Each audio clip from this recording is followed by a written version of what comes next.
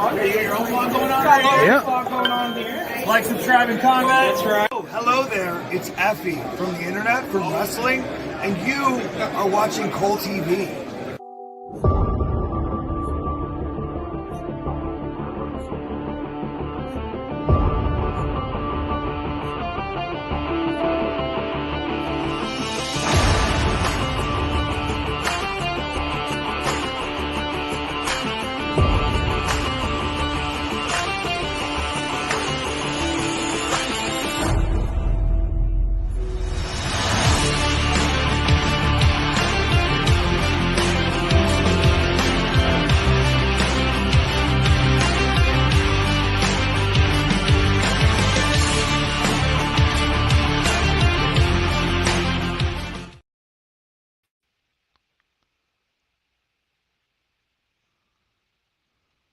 What the fuck happened this weekend?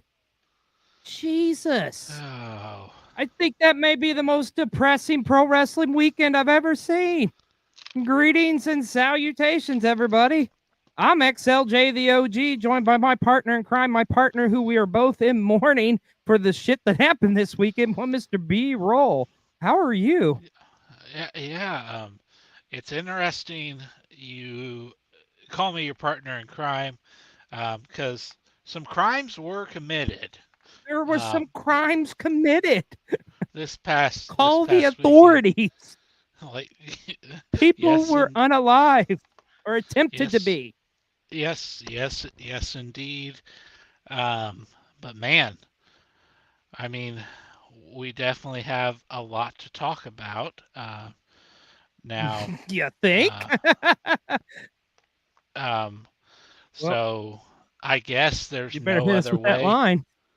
We Yeah, I'll got to say get the guess. we got to get the crime scene investigated right now. So, Yeah, on the next episode of CSI. uh, All right. um, Sorry. Okay. I know it's hard to I gather yourself. yes. All right. This is PW60. We are live and in color tonight, We are live and we tonight. are going Yep. to attempt not murder, but to talk about the week of wrestling in 60 minutes or less. I'm Mr. B. Rowe. He's Actually, the network's XLJ. already said, "Fuck it, they're letting us go over tonight, brother." So Okay. It's we a got a it's crime a scene to investigate. yeah. But I'm Mr. B. Rowe. He's XLJ, and I say the clock starts now. Well, and our top story this week was Wrestle Dream took place Saturday night, and murder was committed. Apparently,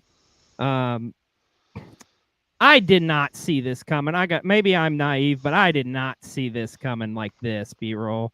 So yes, we have Jon Moxley has walked out the AEW champion after defeating Bryan Danielson.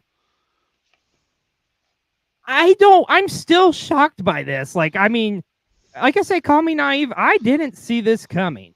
Like, did you? No, absolutely. Okay, so we have been talking about this at nauseum because we know that Danielson is, he's kind of got one foot out the door, right? Basically.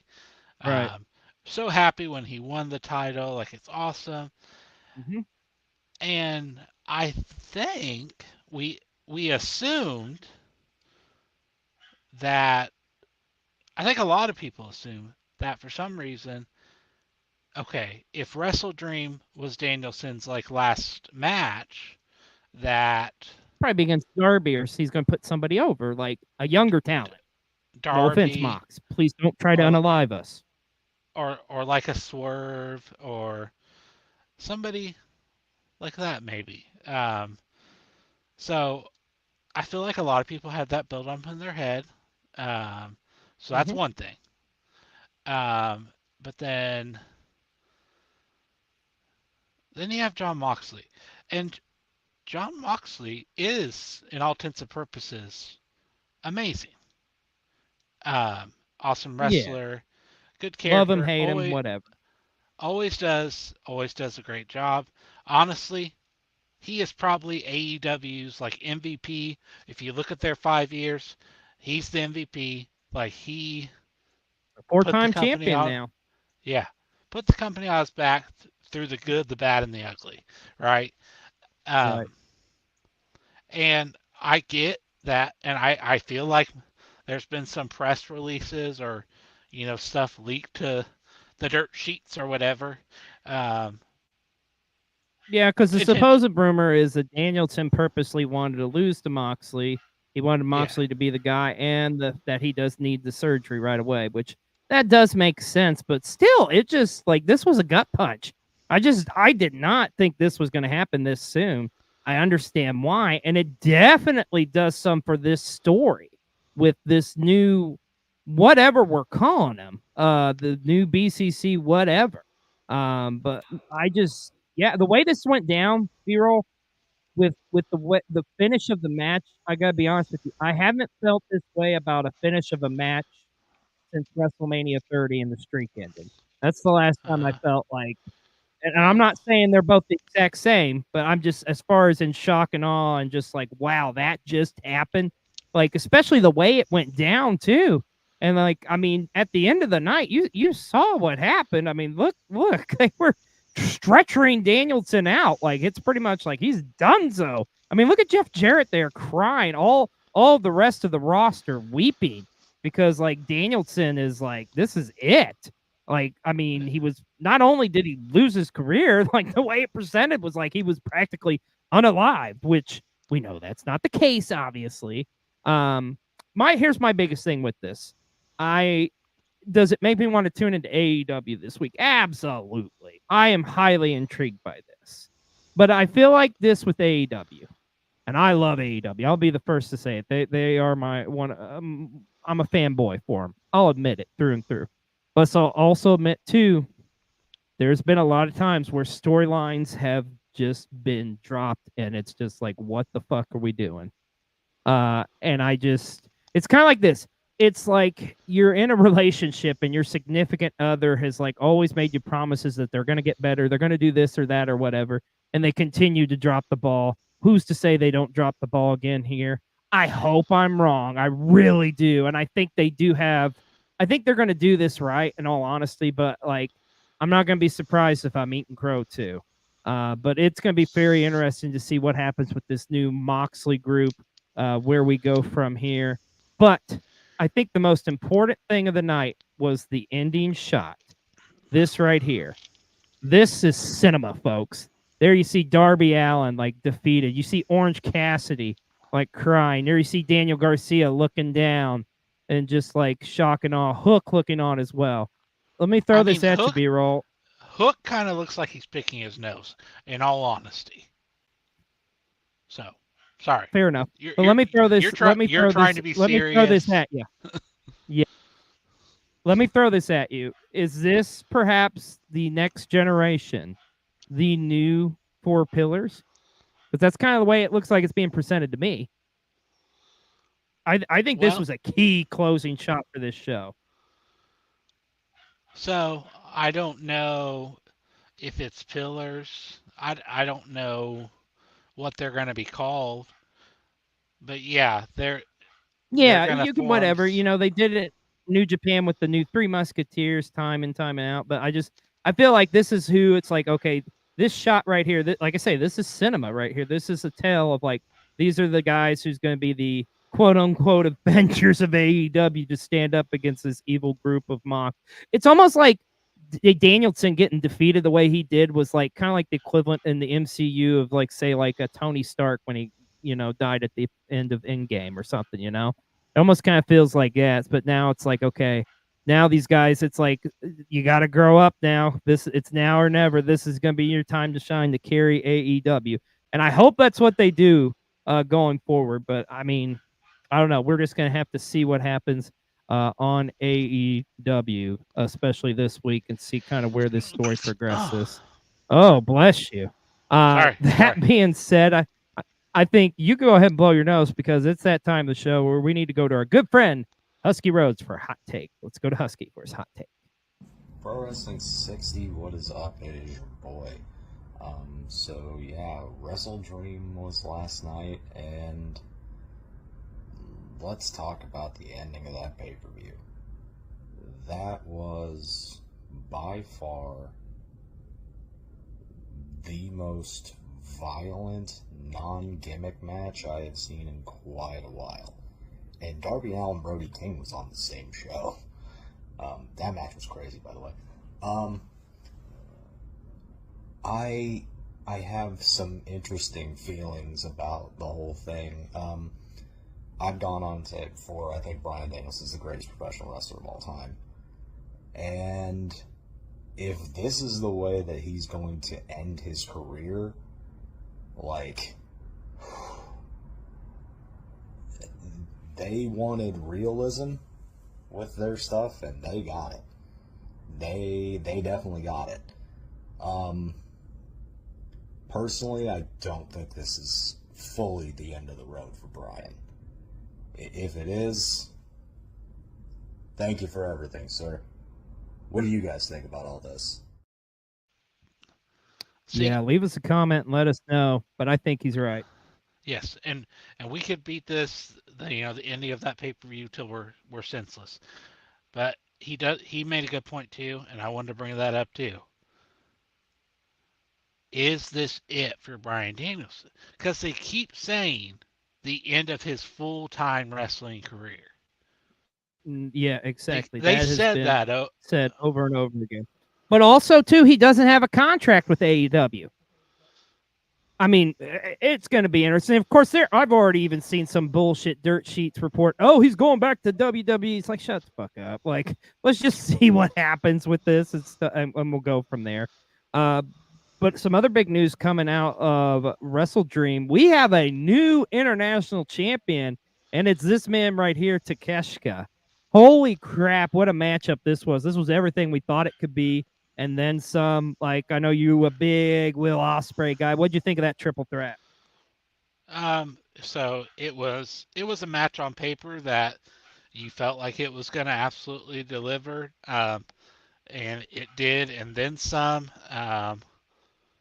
It was a flippy dippy spot fest to an extent. But we knew what it was going into it. You know what I mean, right? But yeah, but how it all went down and how it all finished.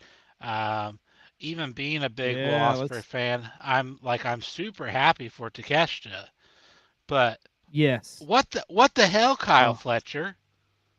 I know, right? But you know what? I'm excited to see what's going to happen with him going forward too. You know, I mean, now he's going to be feuding with Ospreay. Those are going to be tremendous matches. Because we've gone on record on this show saying that Kyle Fletcher just gets better and better every week. He does. And I honestly feel bad for his Aussie Open brother, because man, like, a star has been born, and I don't know if he's going back to being a tag team wrestler. Like, I just can't see it either. Yeah, they were a great tag team, but he's definitely proven himself as a single star, and then some. But this match was incredible, and of course, it had to be our match of the week here on PW60. I can tell you this: I guarantee you, if you take a black light through Dave Meltzer's house, there's more bodily fluids than there was at a Diddy party. I'm just saying. After this matchup, you know, he had a good time this past Saturday night. This past Saturday, we got Meltzer's ever been to a Diddy party? Oh, I'm sure he's been to some parties, but I don't know about a Diddy party. Maybe something similar. The TNT title was on the line, as well as Jack Perry defended against Katsuyori Shibata. Incredible matchup. Jack Perry, once again, proving his own, man. He's looking great in this TNT title run. He does retain his TNT championship. But what everybody's talking about at the end of this is we got not one, but two returns. As, yes, MJF returned, as Daniel Garcia would come out to confront one Jack Perry. And then, of course, we've got Adam Cole, baby, showing back up. I'm glad to see him back, but I'm a little confused. So it's like, are we just fucking throwing the past storyline away pretty much? Because now the roles have reversed. MJF's back to heel. Adam Cole's a babyface. What the fuck? I get it. It makes sense from the fan response, but seriously, they squandered that story. Go ahead, buddy. I've got you, buddy. You ready? Okay. Uh-huh. I'm gonna take you to back in the day. Okay. I got my game cartridge. Put the game back in. Is that what we're doing? We're gonna hit the reset button. Apparently so. But hey, it's great to see Adam Cole back. It's just gonna feel really weird trying to forget like the Undisputed Kingdom and the flop that was. But I guess, hey, we did it with like Stokely Hathaway's goons for MJF that one time. And see, this goes back to what I was talking about earlier with this BCC stuff or whatever. That I'm just worried something like that could happen. In my heart of hearts, I don't think it's going to happen, but there's a track record here. But nonetheless, it's great to see Adam Cole back, and it's going to be interesting to see what happens between these two going forward. And of course, the Young Bucks would go on to retain their AEW Tag Team Championship in a well-contested contest with Private Party. Man, Private Party looked great. I feel like they're going to build them up to be like this next team. I think if they would have put the belts on Private Party at Wrestle Dream, perhaps from a storyline perspective, would have been a little too soon. But we're going to build them up more and more, and I do think at some point they will dethrone the Bucks for those tag titles. But I know you love your tag team wrestling. What do you think about this tag team title match? Man, honestly, it had me on the edge of my seat. I won't lie, I was rooting hard for Private Party. We all were. Yep. Honestly, I didn't even know I wanted them to win that bad. Like, but I was like, man, come on. Like, but yeah, they need to take the belts off of them at some point. Hope it's not quite where the Acclaimed were at All Out, like where the crowd was like literally they were ready for it. But like, yeah, but when it happens, I think they will be ready for it. Yes. Yeah, but once again, one of the matches on the show, wasn't expecting a whole lot out of it, and it delivered and then some. Also, I want to say shout out to the Amazing Red who made a cameo in the Private Party video before this. Of course, he was their trainer, so I thought that was pretty cool. A little shout out to him, one of the all-time great wrestlers. Amazing Red was cool to see him, and also it was cool to see. Pretty dope. It's also cool to see one Swerve Strickland back in the AEW ring, looking fly as ever. But how about this confrontation with MVP and Shelton Benjamin? Man, like, and he's just like, he was pulling at my heartstrings with the stuff with Nana. I was just like, oh, don't get rid of Nana. Don't do it. And of course he's sticking with Nana, and rightfully so. But looks like Shelton and MVP got a little beef with Swerve, and I think a lot of people are thinking one certain almighty one is around the corner, possibly awaiting an AEW debut to take it on the Swerve Strickland. Are you playing with a Mike Awesome action figure? Yeah. Why? And this is why we never get done in 60 minutes. But anyways, nonetheless, it was cool to see Swerve Strickland back. Huge pop, and I love the shout outs he threw towards Defy Wrestling too. It was great to see, and hey, it's going to be, like I say, can't wait to see what's going to come with this next story involving Swerve Strickland.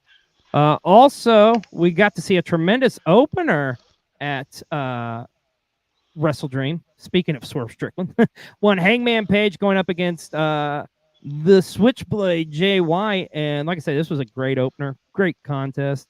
And Jay White picking up a huge win at Wrestle Dream, which I think was detrimental to his, to his development, and like to see where he does going forward from here. I don't think it necessarily hurts Hangman taking the loss, honestly, because he's he's the psychotic, crazy Hangman. If anything, it adds to him. And God forbid, I hope, Jay White, I hope you have like you got like a nice home security system or something. You got like some insurance or something. Good life insurance policy. 401k. Just be careful. Like, make sure all that stuff's in place. Yeah, just make sure it's in place. Just giving be you some good careful. advice. Giving you some good advice. Yeah. Oh my God! You talk about wars though. Let's talk about this one. Darby Allin and Brody King going at it. Holy shit! This match was awesome. Like Yeah. the spot where he was like walking up the steps and stomping on him, for crying out loud, is like Jesus. Like, Yeah. is there like Darby? You're gonna be. It's looking like you may be the face of AEW. Don't kill yourself, for God's sakes. Yeah. Dude, this match was intense. I loved every bit of this. What'd you think of this encounter?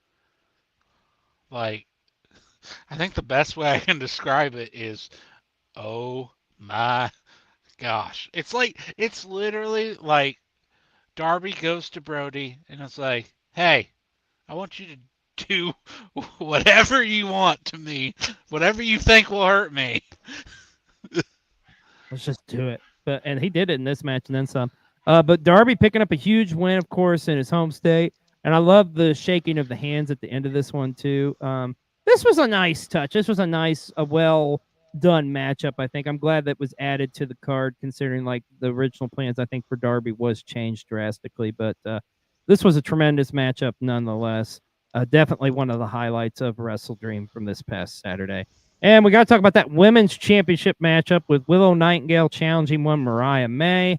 Mariah May picking up the win, retaining her AEW Women's Championship and what may be the biggest defense of her career so far, I would say. Like the biggest title defense. Like, because, I don't know, Willow had a lot of momentum going into this one, but the glamour is still remaining in AEW, but I think one Tony Storm before too long, we're going to be seeing her back in an AEW ring. But this was a fun, solid women's championship matchup. And once again, I don't think it does anything against Willow. I mean, Willow's an amazing wrestler to begin with. So, and we knew Mariah. I don't think she was going to lose like anytime, like right away. I think Tony's probably going to be the one to take that off of her. But what did you think of this women's title match? Yeah. Just in general, I guess where we are with the women's title right now, it's kind of like, Mariah took it from Tony, and she's racking up some wins and getting some title defenses, right? And then I think ultimately we're, like you said, we're going to get back to Tony and Mariah, and revisit that. But I won't say this match over delivered for me. I'm not going to say it under delivered. Just wasn't expecting much from it, and it was like, oh, it was pretty solid. It was a fun encounter. I think it's the best way to put it. Both of them, both of them are incredible. No doubt that both will be champion at some day again. Like Will is going to be champ at some point. There was just, it made no sense at this time for her to win. No matter, no matter how big of a fan you are, Hambone. Yeah, it's gonna happen at some point. And normally I really would hope there would have been more women's matches on this show, but if the sacrifice for that means we don't get Mercedes Moné, I guess I'm okay with that. Oh, I said what I said. Fuck you, Mercedes. Oh, sick burn. Let's talk about this one. Mark Briscoe retaining his Ring of Honor championship against Chris Jericho. Thank God, because I was really going to be pissed if Jericho won this one. I mean, shout out to Chris Jericho for being involved in the #1 movie this weekend at the box office, Terrifier 3. So you at least got that you can hang your hat on. But, I mean, Mark Briscoe, I think, needed this win. Oh, you don't want to talk about Terrifier 3 because it's about clowns? You okay there? No, I don't. No, I'm not. Moving on. And also at Wrestle Dream, we got to see an incredible 2 out of 3 falls matchup with Hologram and the Beast Mortos. Happy these guys were included on the card, man. Hologram's on a hell of a winning streak. He's still undefeated if we're not counting the one fall he suffered in this matchup. So I think we're still good to consider him undefeated. He's undefeated in my eyes, nonetheless. Wins and losses. Wins and losses. There you go. So, but the main card was tremendous at Wrestle Dream. But let's talk about your 0 hour. And first and foremost, Rico in the corner of MXM, man. Oh my God, I love seeing Rico. And the confrontation there with Billy Gunn was just amazing. But of course, the Acclaim picking up the win in that tag team title matchup. We also got to see Anna Jay pick up a win against Harley Cameron. And then, of course, you got to see the Outrunners teamed up with the Conglomeration to get a win, which was awesome to see. And also, you got a new Ring of Honor television champion as Brian Cage defeated Atlantis Jr. for that ROH TV title. But all in all, Wrestle Dream was a pretty decent show. Had some ups and some downs. Definitely a lot of tears at the end and confusion, but you know what the thing is, it's going to be one of those shows that we talk about years to come, I think, just specifically for that ending. But like we say, it was a huge weekend this weekend in professional wrestling. We got to talk about New Japan Pro Wrestling as they held their King of Pro Wrestling show. And what is of importance, folks, is we do have a new IWGP champion, and it is one Zack Sabre Jr. He defeated Naito for the championship. This is his first championship reign as IWGP champion. Well deserved, long overdue. Happy for Zack Sabre Jr.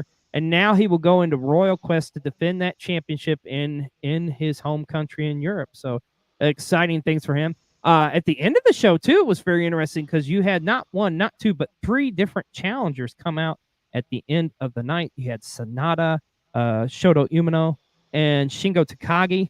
We do know that Sonata will be challenging Zack Sabre Jr. first, and that will happen at Royal Quest. But congratulations to you, Zack Sabre Jr. You definitely deserve it. Long overdue. Happy to see you. How excited are you to see Zack Sabre Jr. walk out with the IWGP Championship? So I super happy for him, but it's like you wanted it to happen at Wrestle Kingdom. Kind of, right? Yeah, I kind of did too. I understand why they put it on him so soon, but and it also makes me worry. Like, oh shit, is he going to drop it at Wrestle Kingdom? I hope that's not the case. Unless it's against Shoto Umino, and then I'd be like, "Oh, this is okay." Which hey, that could be in the realm of possibilities.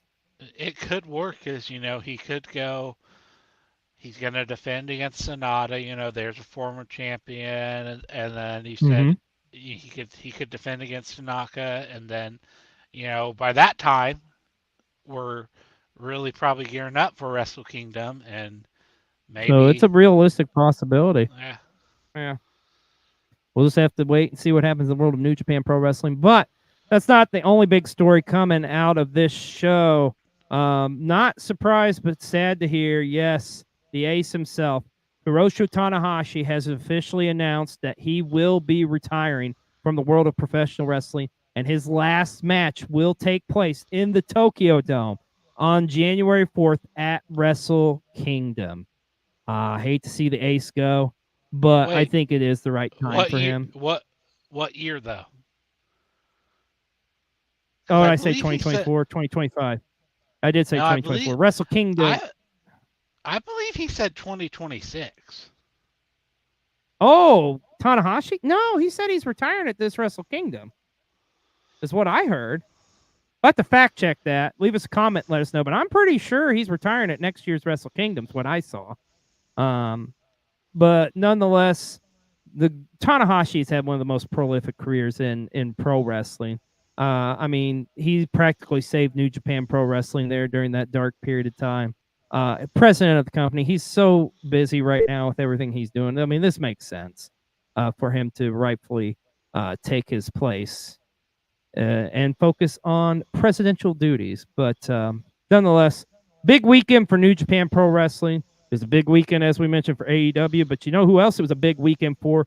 GCW had a huge weekend this weekend. And my God, so much happened there. We got to talk about it. And, of course, we have to go to our expert, our GCW reporter. Let's go to Carly with a report on GCW and everything that happened this past week.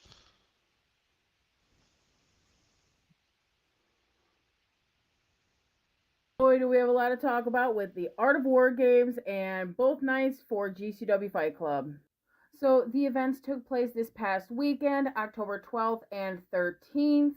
And let's talk about night one of GCW Fight Club. Violence is Forever was able to retain their GCW World Tag Team Championships against Ruckus and Grim Reaper. And then after that was the coin toss to see which team was going to go first in the Art of War Games, and Team GCW won. Also, shout out to Alec Price for picking up a win against Gringo Loco. That was an amazing match. I mean, holy shit, you guys. Masha Slamovich put up a hell of a fight with Carrie Morton, while Griffin McCoy was on commentary since he'd be fighting her the day after. But oh my god, this was honestly one of my favorite matches of the night. It was completely, technically fucking amazing, but Masha was able to retain due to a disqualification. Sydney Akeem and Leon Slater put on a fucking show with their match. I mean, it was high flying, it was action packed, nothing but good things about this match, but nothing is stopping the undefeated streak of Sydney Akeem. Now, let's talk about this hardcore scramble. For a number one contendership for the GCW World Championship, we had John Wayne Murdoch, Too Tough Tony, Mr. Danger, Lou Nixon, Sequape, and Bam Sullivan. And all of these men did absolutely incredible. It was a spot fest. It was bloody. It was incredible. Loved it. However, ultimately, Sequape won the match. Therefore, he is the number one contender for Mance Warner's GCW World Championship. Speaking of amazing matches, we had the return of Cole Radrick, and he faced All Heart Blake Christian. And you guys, this was another amazing match. Cole looked amazing. It was brutal. Like, without having any weapons at all, this was a very brutal match. But Cole Radrick was able to win his first night back in GCW, and Blake Christian was continuing his losing streak, but he's starting to crack a little, and it's kind of crazy to see. We then had Rina Yamashita put her GCW Ultraviolet Championship on the line against Brandon Kirk, and you guys, for me, this was my ultimate match of the night. It was literally so technically sound while still being a fucking death match, obviously. And oh my god, like, I was just at the edge of my seat. It was so incredibly entertaining and just wow. Anyway, after 792 days as champion, the unthinkable happened as Brandon Kirk won the GCW Ultraviolet Championship from Rena, performing a psycho driver and everything, you guys. It was amazing. So congratulations to Brandon Kirk. Now, on to the main event, which of course was the Art of War Games match, where it was Team GCW going against Team Deathmatch Royalty. And you guys, holy fuck. So obviously the three members that were listed were the first three that came out, obviously, duh. But then since, Team GCW won the coin toss, we found out who their fourth member was first, which was none other than Matthew Justice. So it was nice to see that reunion of all of Second Gear crew. But then the fourth person for Team Deathmatch Royalty came out. First off, I was a little concerned because after like a long dramatic pause before someone actually came out, after that, we heard from whom the bell tolls play. Now, obviously, if you're a GCW fan, you know that means, oh, that's Nick Gage coming out, right? No. It was this fucking asshole. Bully Ray. Emphasis on fucking bully.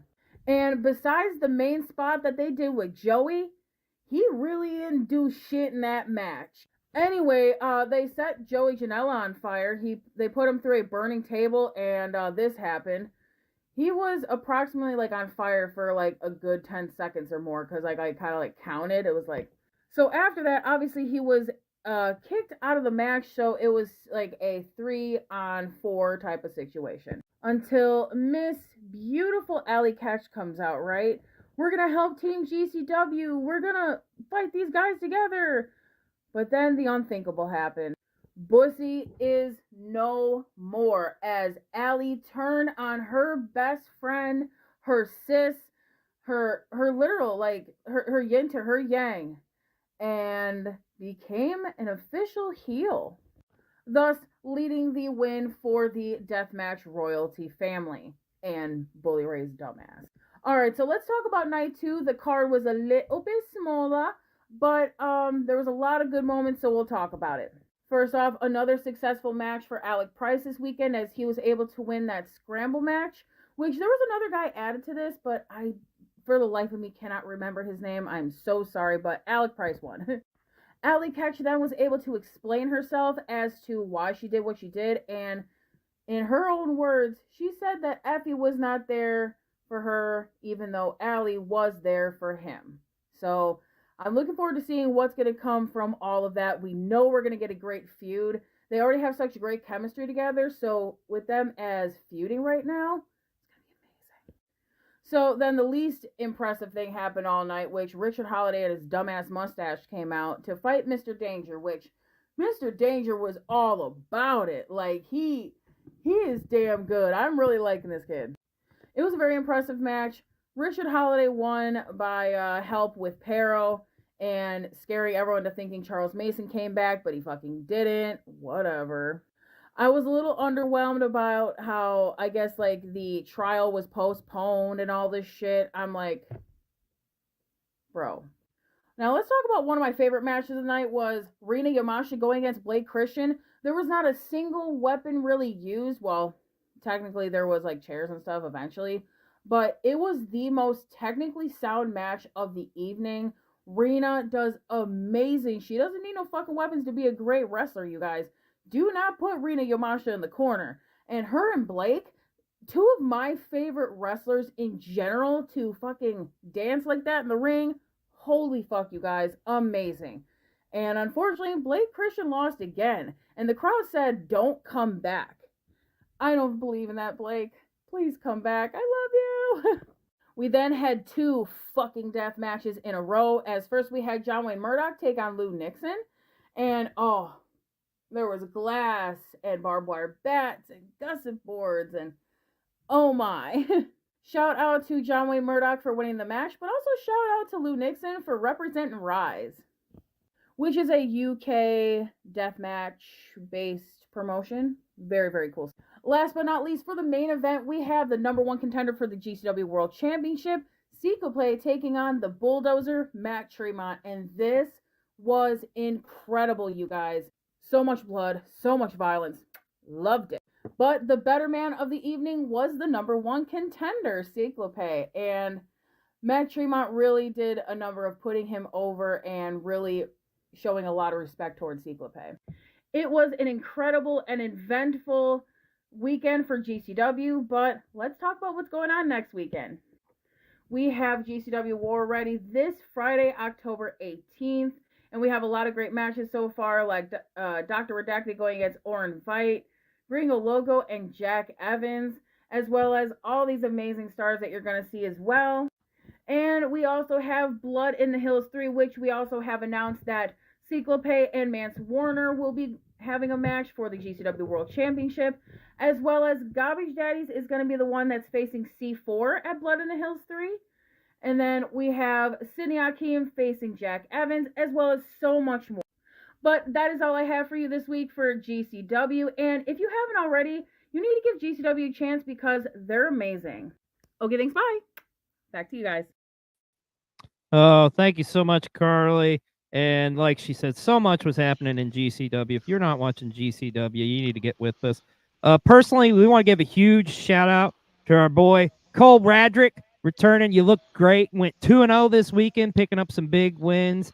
Allie, you broke our heart. It's crazy to see. We both had the privilege of working with Bussy this year at the Squared Circle Expo, and seeing that happening was rough. And then finally, we are in agreement. Fuck you, Bully Ray. Now, let's talk. Can you believe we're, almost 40 minutes in this show, and now we're just talking about WWE? Because let's talk about Raw from this past week, which was a loaded show. And this was the first Raw that was in 2 hours, B-roll. I'm going to ask you right off the bat, what did you think of the 2-hour format there? Glorious. Right. A lot was crammed in. Yeah. I wasn't sure what to think with like everyone cutting everybody off like at the beginning and Right? stuff. Like, Because literally the show starts with Punk doing a promo, then Seth comes out, cuts him off, does his promo. Then you get Jey Uso coming out, cutting him off for his title match with Xavier Woods for the IC title. I thought the pacing of the show was great. I loved it. I'm excited we're going at 2 hours.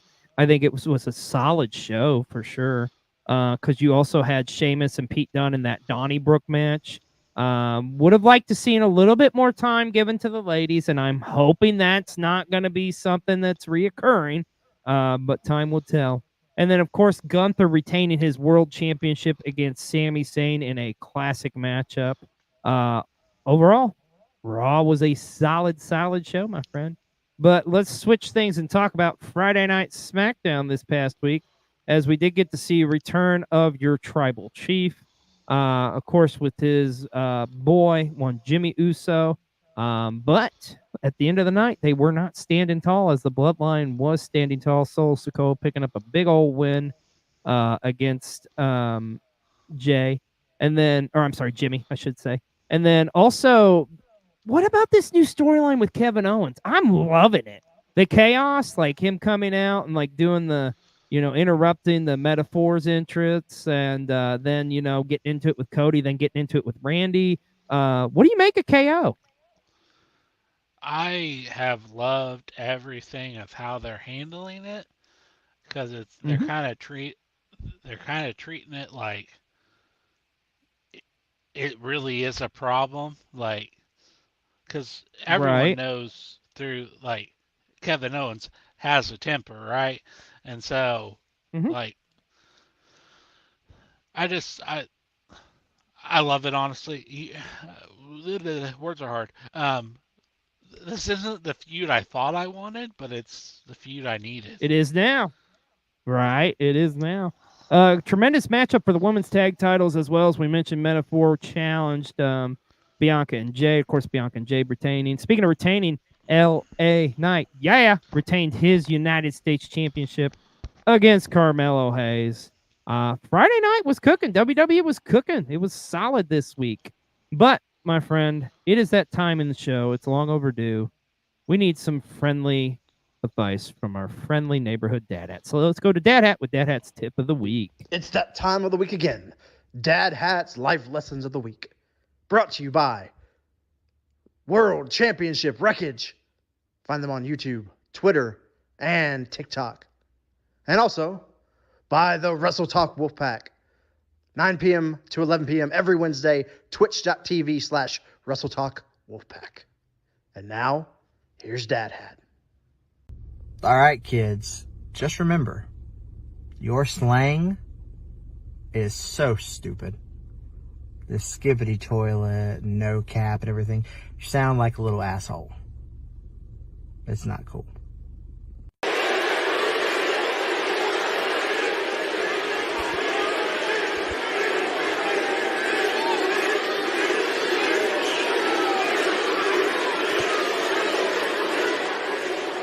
No yeet. He's not wrong there.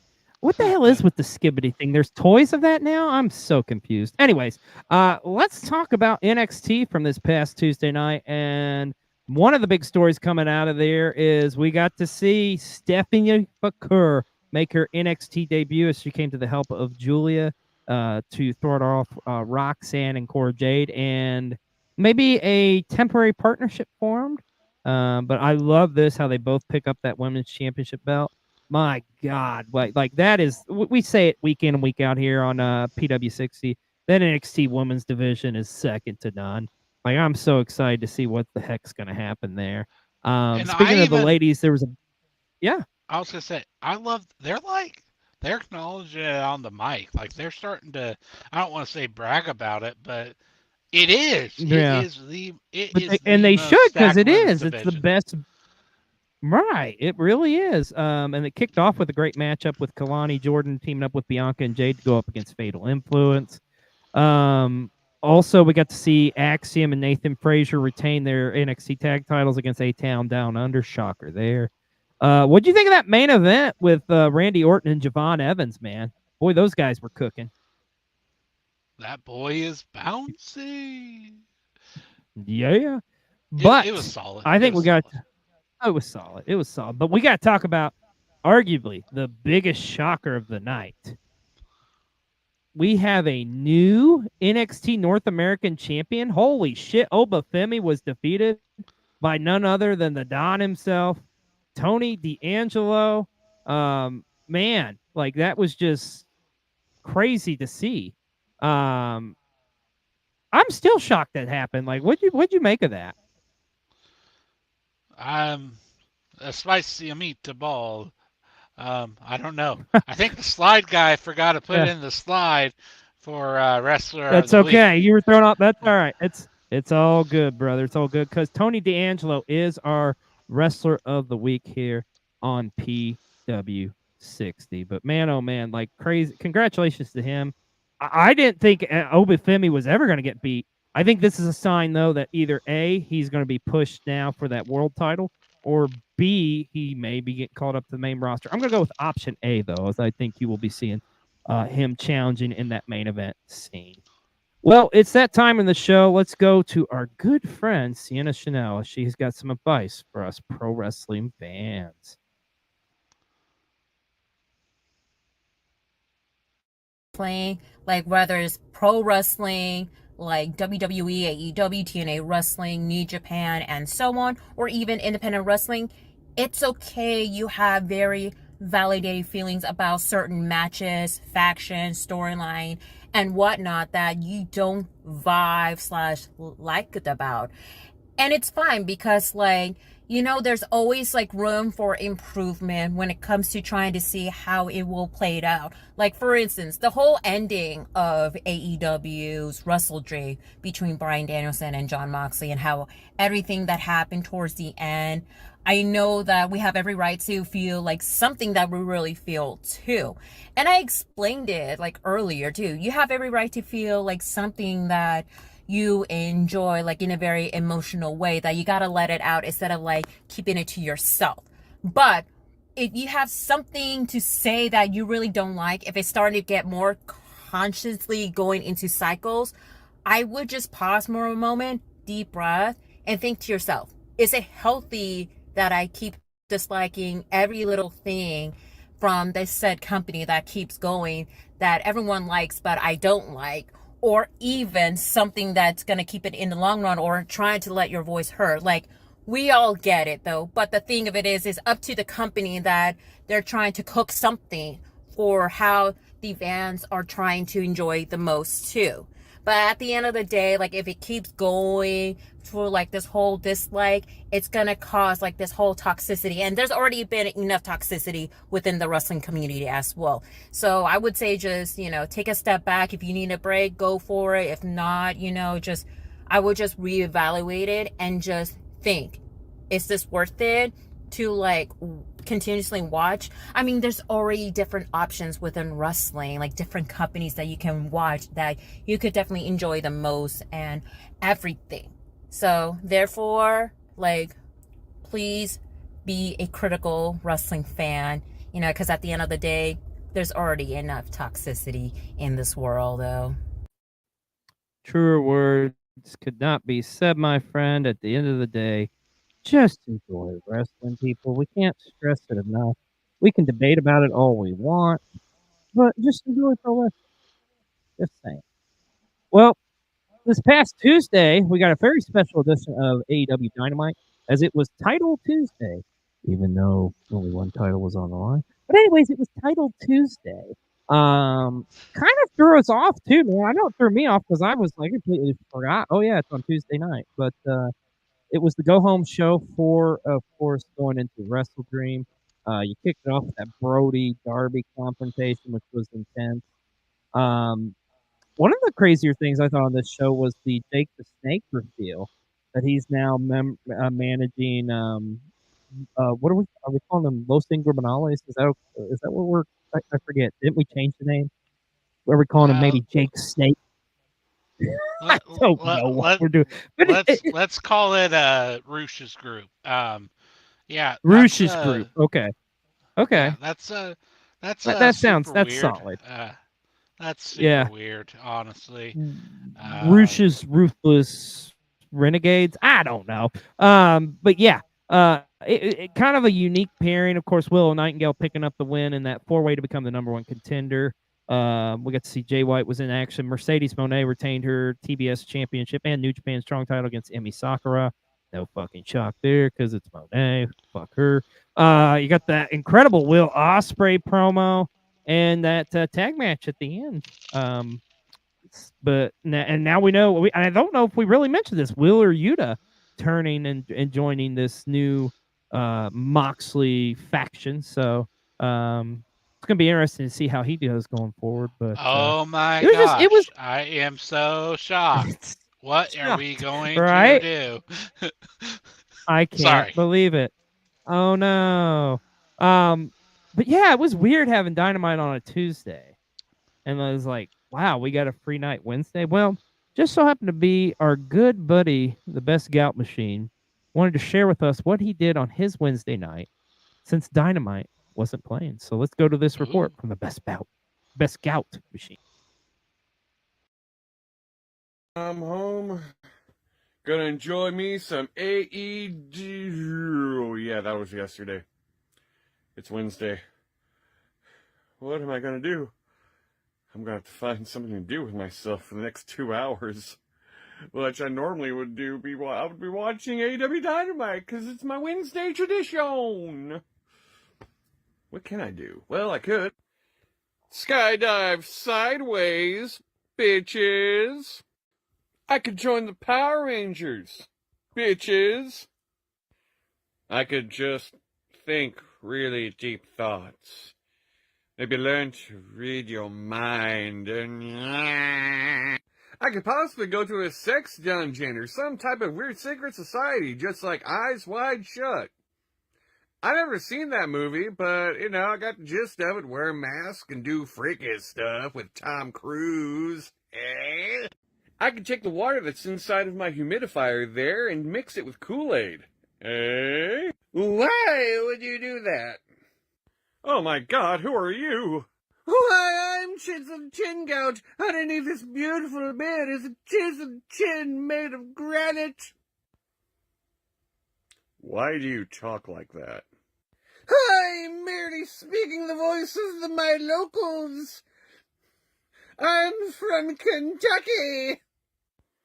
People from Kentucky does not sound like that. Can I talk to someone else? Hi, I'm Kenny Rogers, and I just ate a whole bunch of blueberries, and maybe even a Smurf. No, we're not talking to non-bearded gouts. It freaks me out. It, makes me feel uncomfortable. Just a little uncomfortable. Anyone else agree? Xlj, B-roll, Cake Face, are you here? Michael Duplessis-ness? Gout! It's me! Brian Danielson from the future! I need you to travel to Washington! You must stop John Moxley!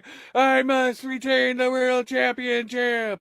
Gout! Wake up! Oh my God! You slept the whole 2 hours! You would have been watching AEW Dynamite! Gout! I need you to save AEW! I need you to save me!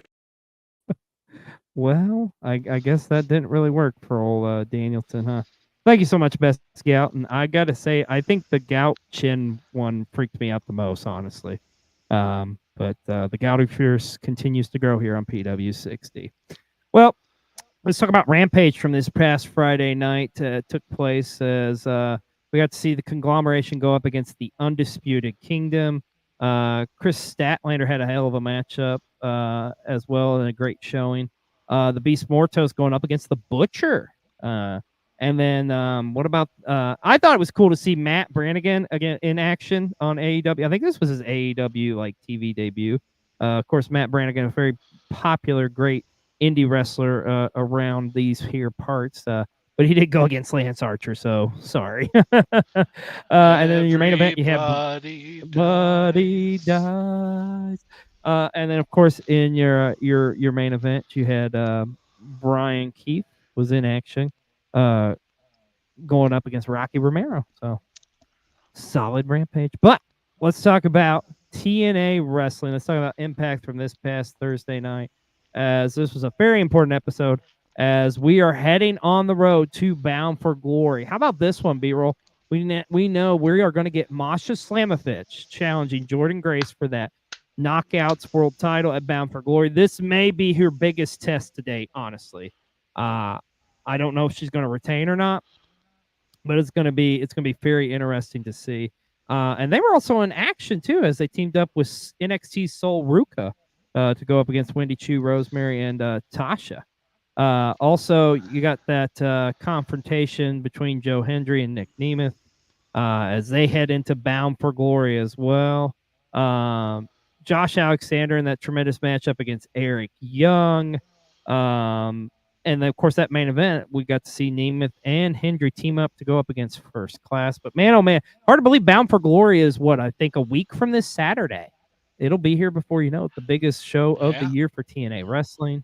Holy crap. Which I think it's going to be significant because I think there's going to be a lot of change on that show. I'm just saying. I'm a huge Masha fan. Trying not to let the fandom get in the way of it, but man, it would be so dope. Right. But time will tell. We're going to find out here in just a week from this Saturday. But as we say on here, there's always so much going on in the world of pro wrestling, so much going on in the world of indie wrestling as too. Thankfully, we got our resident expert, one Michael J. Duplessis, with an indie report. So let's go to Michael. What up, y'all? It's your boy MJ Duplessis with another independent wrestling report. First off, we have Deadlock Pro Wrestling presents World's Strongest November 17th at the White Eagle Hall in Jersey City, New Jersey.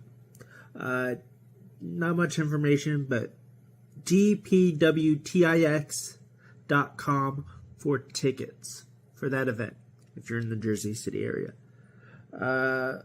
Winner Circles Pro Wrestling presents Better Off Dead Friday, November 8th at the American Legion Post number 299, 13759 Central Avenue in Chino, California.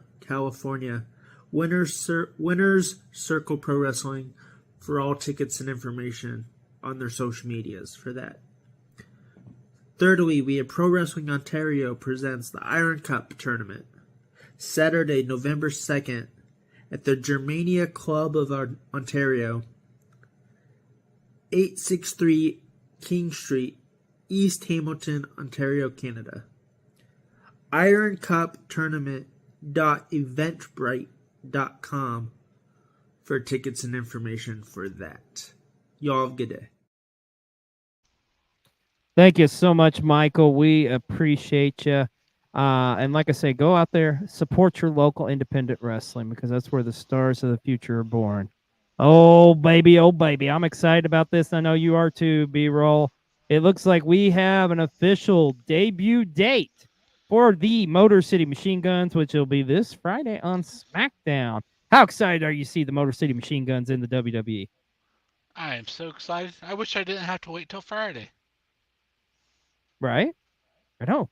I just want it to be here now, but it'll be here sooner than later. But excited to see them. It's going to be interesting to see what they do and how they shake up the tag team division on WWE. And hey, this is exciting too for WWE.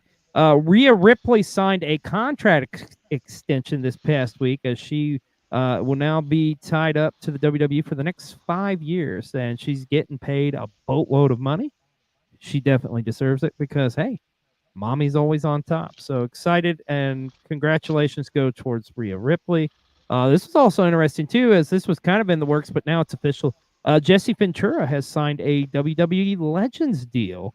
So it'd be interesting to see how WWE incorporates him going forward in either their current programming or documentaries and interviews and whatnot. But it's going to be interesting to see Jesse the Body back on a WWE screen nonetheless.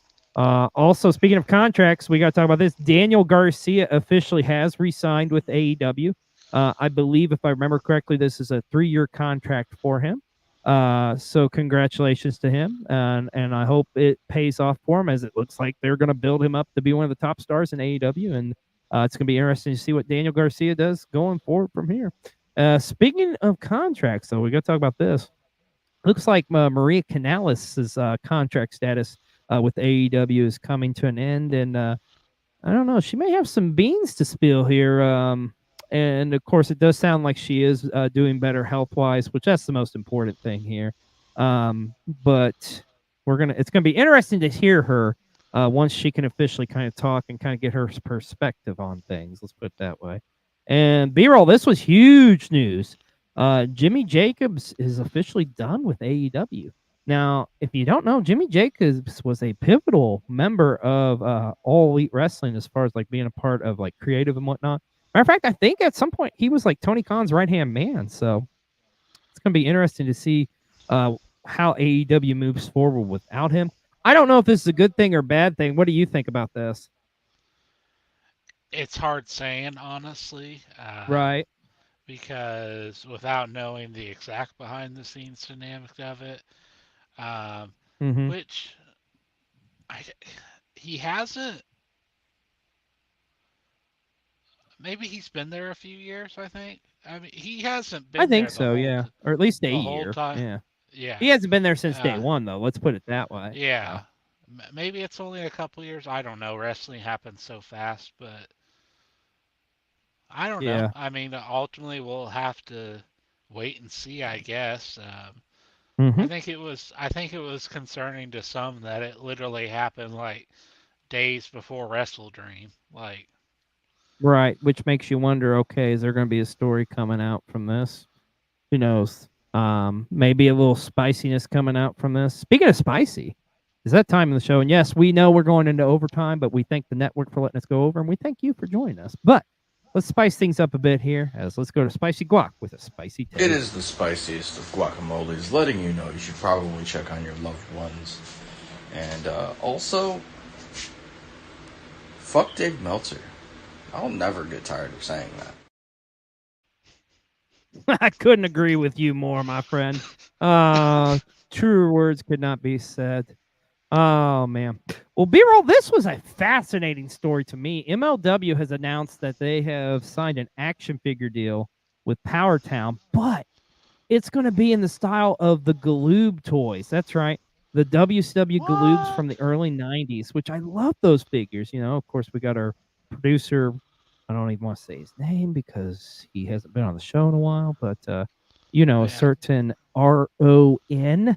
But anyways, that's going to be cool to see I mean, I love the MLW figures they put out already, but I just hold the Galoobs a special place in my heart for them. So, and I'm just begging you. I'm begging you, please give me an Alex Kane Galoob figure. I need that just like the desert needs rain. I'm telling you, I would mark the hell out for that. I would cherish that till the day I die. Like, absolutely. Yep. Oh, is that a Yokiro Taco Bell dog? Where the fuck are you getting this stuff from? What does that have to do? Okay, that's random. And speaking of random, let's go to Brian with Brian's random moment of the week. To the 60, and my random moment of the week. Pretend the logo's there, wearing the shades. Got to look like I'm cool, which I'm not. Try to do whatever it takes to help. Hey, last week we talked about Brock Lesnar and what would have happened in the What If series about wrestlers leaving companies. It's kind of our subject within a subject. And I asked about if Brock Lesnar, hypothetically, did not leave the WWE in 2004. If he would have stayed the whole time, how many more championships would he have won? What all would have happened? Things of that sort. You know how it goes. So we're going to go to one of his greatest rivals, a man who came from the sport of amateur wrestling, much like Brock Lesnar did, an Olympic gold medalist who won it with a broken freaking neck in 1996 in Atlanta. And you know where I'm going with this, but we have to hype it up. One of the people who picked up on the pro wrestling aspect, literally, it seemed like within minutes, and one of the most entertaining. He could be a sympathetic babyface, he could be a sadistic heel, he can be a comedic babyface, he could be a comedic heel, he could cover it all in all of his time in professional wrestling. And we know that, of course, he had his substance abuse issues in the 2000s, of course, 2006, left the WWE, went to TNA/Impact Wrestling, and had an amazing run in Impact Wrestling before eventually coming back. And I'm talking about the one and only Kurt Angle. So, one of the biggest what-ifs in pro wrestling, what if Kurt Angle didn't have those issues in 2006? What if he never left the WWE, never went to Impact at that point, and stayed with the WWE, let's say, his whole career? Championships, angles, pun intended, I guess, everything is on the table here. You tell me your predictions, or your, well, not predictions, but your what-if scenarios of if Kurt Angle never left WWE in 2006. And with that, have yourself a tremendous week and enjoy more great P to the dub to the 60. Oh, thank you so much, Brian. We appreciate it. Man, he's looking like a sharp-dressed man there, indeed. But we love you, Brian. And you know who else we love, B-Roll? We love our wrestling content creators. And this week, our wrestling content creator of the week is somebody that you just so happened to stumble upon, and then I found him too. And like, this guy is amazing. It is the Faith Hashira. If you haven't seen him or following him, like, I mean, not a lot of his stuff's about wrestling, but he's got some amazing content. He does a lot, like a very talented musician, playing in like a church choir, and he does this series of like when church musicians like whatever, and he's done several on pro wrestling where they've done different pro wrestling themes. It's freaking great, man. I absolutely love it. And this week, our Ruby Ringside Wrestling Content Creator of the Week is one, the Faith Hashira. Go give him a check out. Go give him a follow if you're not doing so already, folks. And Mr. B-Roll, we got to talk about this because there's some heavy rumors going around that AJ Styles may be, in fact, on the last run of his career, as this may be the start of his retirement tour. Do you think that's the case? And if so, like, what a career he's at, right? Yeah, I mean, it. So, a couple of things. Even though I haven't been a wrestling fan my whole life, this makes me feel old. If that makes sense. Yeah, it does. Because I mean, you came in right at a time when AJ was like booming in WWE. Yeah. But yeah, I mean, he's been at it a long time, right? Like, yeah. Oh yeah, even back in the 90s, hell. It's kind of competed in WCW. It's kind of one of those like, saying ain't so, like. Right. Like, I have one request though.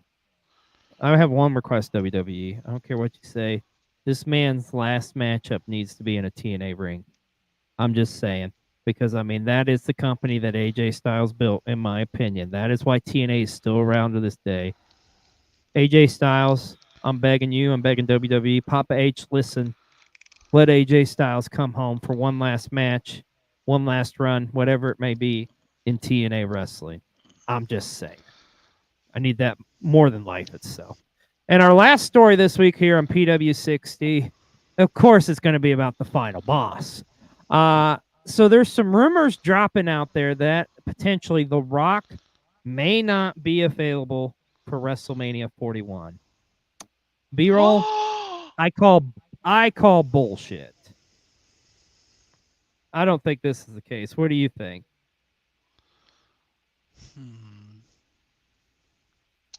I don't know. Yeah. How far is I don't LA from Vegas? Like, it's roughly about an hour flight. So it sounds like, I mean, I think personally, I think this is like they're planting the seeds because they learned their lesson from last year, and I think they're planting the seeds so the crowd's going to be like more into. But it's a different story too going in this year. I mean, Cody did finish his story. That's what we all wanted. But I think now, we honestly, as great as the Roman Cody story has been, whether you love it or hate it, I think we're all clamoring. We want to see the final boss go up against the American Nightmare. That's kind of what I want to see, and I think that will happen at WrestleMania. I can't see with everything The Rock's done that he's not going to be involved at the biggest show of the year, WrestleMania 41 in Vegas too, nonetheless. So now, I mean, since we've been granted this great overrun anyway, let me ask you this: would you rather see the Rock and Cody, or would you rather see Rock and Roman? That's a very great question. Honestly, with what was presented, I want to see both, but I'm really intrigued by Rock and Cody. I just feel like that beatdown last year, I'll never forget, in front of the bus. The Rock got that pin in the tag match.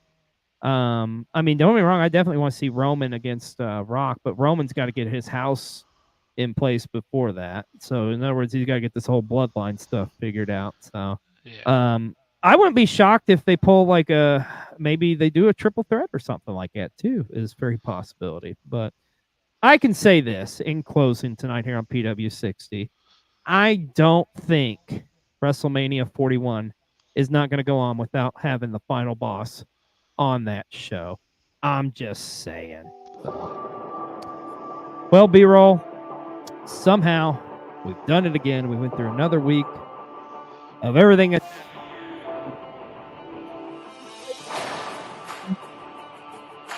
going to happen next week or this week going into next week in the world of pro wrestling. You got you some Prime. There you go. I have some Prime too, even though fuck you, Logan Paul, but your drink is delicious. That's going to wrap it up for this episode of Pro Wrestling 60. We'll see you next week on another episode of PW60. Everybody have a great week. Bye.